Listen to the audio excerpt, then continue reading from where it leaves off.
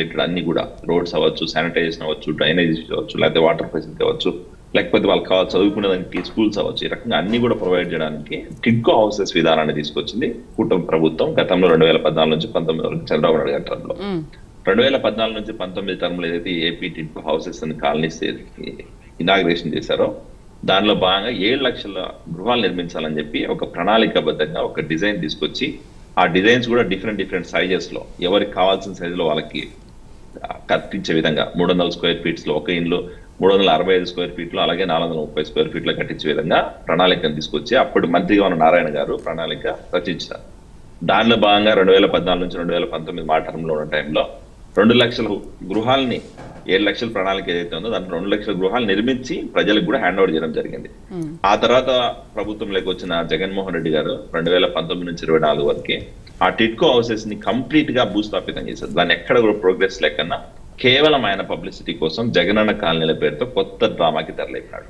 ఆ జగనన్న కాలనీలు కూడా ఈరోజు ఏంటంటే ఖచ్చితంగా వచ్చే ఫండ్స్ అనేవి కూడా సెంట్రల్ గవర్నమెంట్ ఫండ్స్ కూడా ఈయన స్వలాభం కోసం, ఈయన పబ్లిసిటీ కోసం జగనన్న కాలనీలను చూపించుకుంటా కొండల్లో, గుట్టల్లో, వాగుల్లో, వంకల్లో, శ్మశానంలో ఇళ్ల నిర్మాణాన్ని నేర్పిస్తున్నామని చెప్పి అది చాలని ఇల్లు, బేసిక్ ఫెసిలిటీస్ కూడా లేకుండా నాచి రకం ఇల్లు కట్టించి ప్రజలను మోసం చేసిన పరిస్థితి జగన్మోహన్ రెడ్డి గారి హయాంలో జరిగింది. టిడ్కో హౌసెస్ ఏదైతే 80% కంప్లీట్ అయినప్పటికీ ఆల్రెడీ మేమేంటంటే ఇక్కడ ఒకటి చెప్తున్నాము, ఒకటి చెప్పాలి క్లియర్గా ఏంటంటే ఆ రోజు 7 లక్షల ఇళ్ళు ఏదైతే నిర్మాణం కోసం చంద్రబాబు నాయుడు గారి ప్రభుత్వం ముందుకు తీసుకొచ్చింది ఏపీ టిడ్కో హౌసెస్, దానికి కావాల్సిన పక్కా ప్రణాళిక, ల్యాండ్ అలొకేషన్ అవ్వచ్చు, ప్లానింగ్ అవ్వచ్చు, లేకపోతే దానికి కావాల్సిన డిజైన్స్ అవ్వచ్చు, లేకపోతే ఇంకా వేరే కాంట్రాక్ట్స్ అవ్వచ్చు, అన్ని కూడా ఇచ్చి ఆల్రెడీ ఒక బేస్మెంట్ ఫస్ట్ ఫ్లోర్ వరకు కూడా తీసుకొచ్చారు. G+2 పర్మిషన్స్ ఉంటాయి.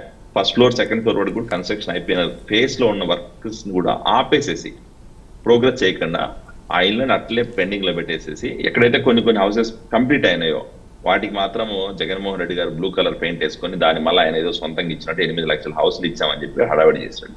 సో నిజంగా చెప్పాలంటే ఏంటంటే ఎంత దౌర్భాగ్యం అంటే ఈరోజు పేదల కోసం కట్టించిన ఏదైతే ఈ టిడ్కో హౌసెస్ ఉన్నాయో ఆ టిడ్కో హౌసెస్ ని ఆయన టైంలో ప్రోగ్రెస్ చేయకపోగా జగనన్న కాలనీల పేరుతో కొత్త మోసానికి తెరలేపి దాంట్లో కూడా స్కాములు చేసి అది కూడా ప్రజలకు రాణీకరణ చేసి ఈ రోజు మళ్ళా రామారావు గారు మాట్లాడుతున్నారు జగనన్న కాలనీల పేరుతో ఏదో ఇచ్చేసామంటున్నారు. సో ఇక్కడ ఏంటంటే మేము ప్రభుత్వం 2014 నుంచి 19 టైంలో 2 లక్షల ఇల్లు ఇచ్చాం. ఈ రోజు నిన్న చంద్రబాబు నాయుడు గారు సూలూరుపేటలో ఏదైతే 2,50,000 ఇళ్ళకి ఇనాగ్రేషన్ చేస్తారో అవి కూడా ఆల్రెడీ హ్యాండ్ ఓవర్ చేసాం.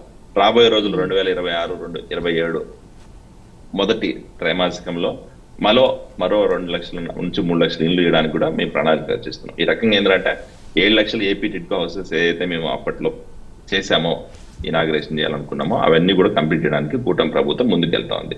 దానిలో భాగంగా ఈ రోజు ఆల్రెడీ ఒక ఫస్ట్ ఫేజ్ అయిపోయింది, సెకండ్ ఫేజ్, థర్డ్ ఫేజ్ లో కూడా ఇవ్వబోతున్నాం. మీరు ఇందాక అడిగిన క్వశ్చన్ ఆన్సర్ ఏంటంటే 10 సంవత్సరాల్లో 30 లక్షల ఇల్లు కట్టించలేకపోతున్నారని మీరు అడుగుతున్నారు. ఖచ్చితంగా ఈ రోజు ఏంటంటే 30 లక్షల ఇల్లు అనేది ఒకప్పుడు అంచనా అమ్మ. ఇదేమవుతుందంటే కంటిన్యూస్ గా పెరుగుతూ పోతుంది. ఇప్పుడు మనకి ఏమైపోయిందంటే జనాభా పెరుగుతుంది, అలాగే ఊర్లలో ఇల్లు కావాల్సిన వాళ్ళ సంఖ్య పెరుగుతుంది.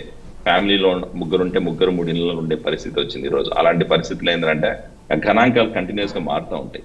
దాన్ని బేస్ చేసుకొని ఈ రోజు ఇల్లు నిర్మాణం జరుగుతుంది.